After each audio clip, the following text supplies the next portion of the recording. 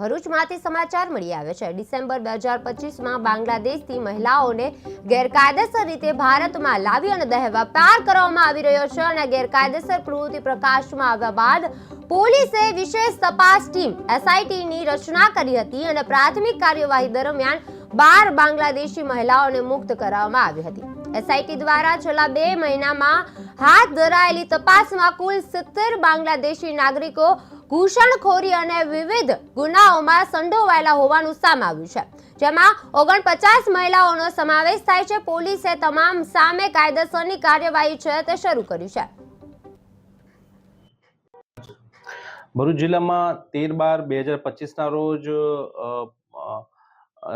Immoral ટ્રાફિકિંગની કલમ 143 3-4 ત્યારબાદ IPC બીએનએસની કલમ 143 1D 1F 2 143 3 144 2 236 2 3 338 336 340 તથા 54 મુજબની કલમ હેઠળ ગુનો દાખલ થયેલ, જેમાં 11 જેટલી બાંગ્લાદેશી મહિલાઓને રેસ્ક્યુ કરવામાં આવેલ તથા 4 જેટલા આરોપીઓ, જે પૈકી 1 બાંગ્લાદેશી અને 3 ભારતીય વિરુદ્ધ ગુનો દાખલ કરવામાં આવેલ।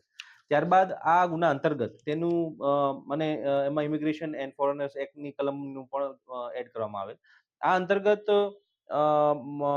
ભરૂચ જિલ્લામાં તથા આજુબાજુમાં ક્યાંય પણ આ પ્રકારના બાંગ્લાદેશીનું આવાગમન હોય અને એના બાબતેનો જે ગુનો દાખલ થયો છે એ બાબતે સુપરવિઝન માટે મહેરબાન એસપી સાહેબ ભરૂચ દ્વારા એસઆઈટીનું ગઠન કરવામાં આવેલ તથા નાયબ પોલીસ અધિક્ષક અંકલેશ્વરને તેને સુપરવિઝન અર્થે એસઆઈટી અધ્યક્ષ બનાવવામાં આવેલ। તે અંતર્ગત એસઆઈટીની કામગીરીના ભાગરૂપે અત્યાર સુધીમાં કુલ 70 જેટલી બાંગ્લાદેશી મહિલાઓ અને એને રેસ્ક્યુ કરવામાં આવેલ છે।